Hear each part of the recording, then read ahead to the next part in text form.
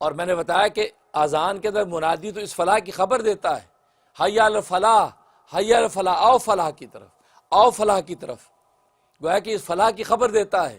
اور فلاح کون سی؟ وہ نماز، صلاۃ۔ اس لیے کہ نماز عجیب عبادت ہے۔ جیسے میں نے بتایا نماز اصل میں بندے کا اپنا خلق ہے، اللہ نماز نہیں پڑھتے، اللہ کے خلق میں روزہ ہے کیونکہ اللہ کھاتے پیتے نہیں ہیں، اللہ کے خلق میں زکوٰۃ ہے، عطا کرتے ہیں، لیکن اللہ کے خلق کے اندر نماز نہیں ہے۔ نماز خالص بندے کی بندگی ہے، اور بندگی عبدیت اللہ تبارک و تعالیٰ کو اتنی محبوب ہے کہ بندہ اللہ کے سامنے جتنا جھکتا ہے اللہ تبارک و تعالیٰ اس کو اتنا ہی بلند کر دیتے۔ چنانچہ حدیث میں فرمایا الصلاۃ معراج المومن، نماز مومن کی معراج ہے۔ کیا مطلب؟ اس لیے کہ نماز کا تحفہ سفر معراج کے اندر ملا، اور سفر معراج میں رسول اللہ صلی اللہ علیہ وسلم یہ تحفہ لے کر آئے، اور اس تحفے کا کمال یہ ہے کہ دنیا کے اندر جو اس نماز کو ادا کرتا ہے اور سجدے میں جیسے گرتا ہے تو اللہ تبارک و تعالیٰ اس کو اتنا بلند کر دیتے ہیں کہ حدیث میں فرمایا کہ بندہ سب سے زیادہ اللہ کے قریب نماز کی حالت میں ہوتا ہے، اور جب سجدے میں گرتا ہے تو اس کا سر اللہ کے قدموں میں ہوتا ہے۔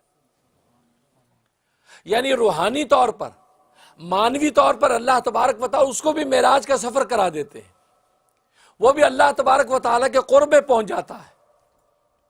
اس لیے کہ رسول اللہ تو جسمانی طور پر اس جسم و جان کے تحت بیداری کی حالت میں معراج کا سفر کر کے آئے اور وہاں سے یہ تحفہ لے کے آئے، لیکن امت کو اس تحفے کی برکت یہ عطا کی گئی کہ جو اس کو ادا کرے گا اللہ تبارک و تعالیٰ روحانی معراج عطا کر دیں گے کہ وہ سجدہ کرے گا تو اس کا سر اللہ کے قدموں میں جا گرے گا۔ جو اللہ کے اتنا قریب ہو جائے تو کیا اللہ نماز میں اس کی سنے گا نہیں؟ اس لیے صحابہ اکرام رضوان اللہ علیہم اجمعین 2 رکعت سے سارے مسائل حل کرتے تھے، کوئی پریشانی ہے اللہ اکبر 2 رکعت نماز حاجت کے لیے کھڑے ہو گئے، اس لیے کہ نماز جیسے ہی کھڑے ہوئے نماز میں اللہ کے قریب ہو گئے، سجدے میں گرے خدا کو پکار رہے ہیں کیونکہ اللہ کے قدموں میں سر ہے۔